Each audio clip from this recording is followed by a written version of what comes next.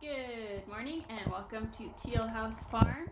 Today, my helper and I are getting ready to put our first plants in the garden. So here we go.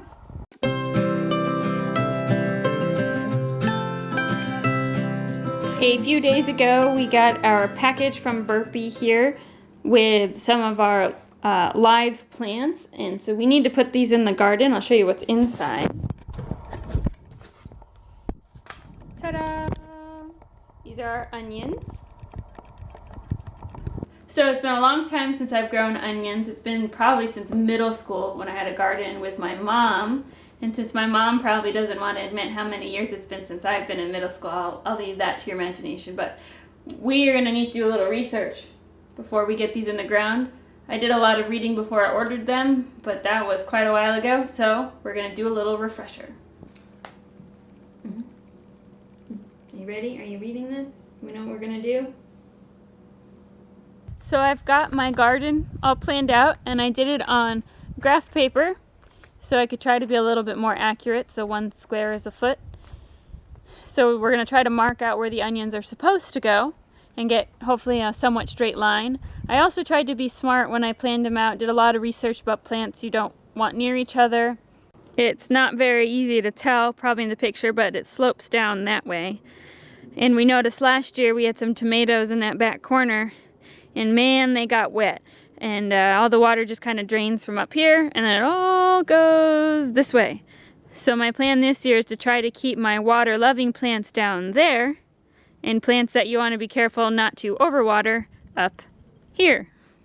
It may not work out, but we're going to give it our best shot and see if that helps with a little more success through the whole garden, being able to keep plants within their moisture comfort level, I guess you would say. In order to plant onion plants that we got shipped to us, we need to create some mounds for them to be planted into, and we want a good furrow in between each of the mounds to help with drainage and getting water to the roots without the tops getting too wet. If you get the tops of the onion plants wet too much, they can get diseases or moldy or just gross. So we want to try to do some mounds so that the water will be down in between, so that the water gets to the roots but stays away from the tops.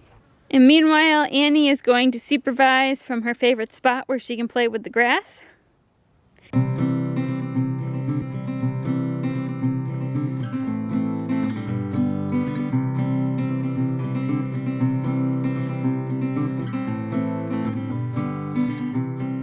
This somewhat straight line is going to be where my first ditch is. Gonna make 2 mounds on either side. I've got it worked out to plant 52 onion plants this year.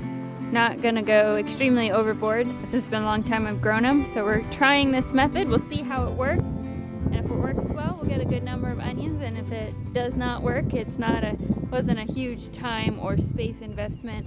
We can try something different next year. I needed a little more muscle, so I brought in a good looking helper. This is his best side.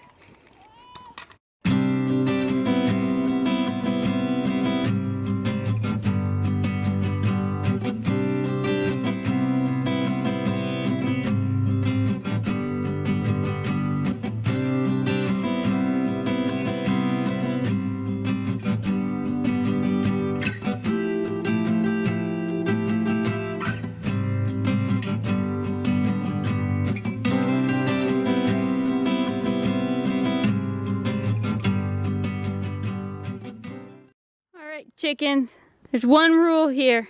You get in my garden, I eat you. Capiche?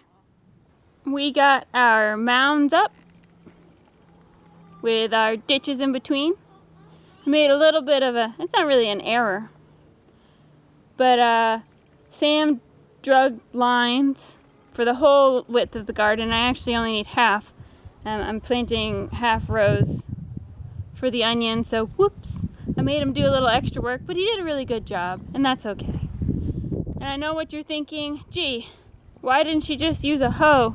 That would have been a lot easier. And you're right, it would have been.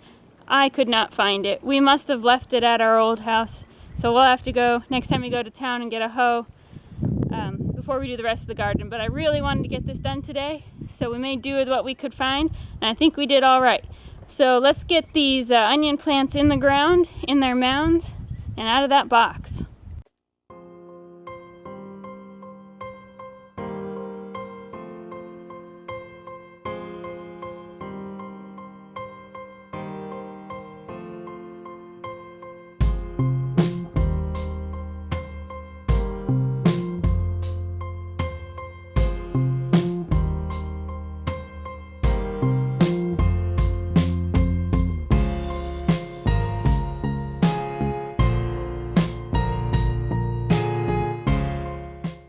It's not much to look at right now, but we got them all in the ground. I did plant them a little bit close together.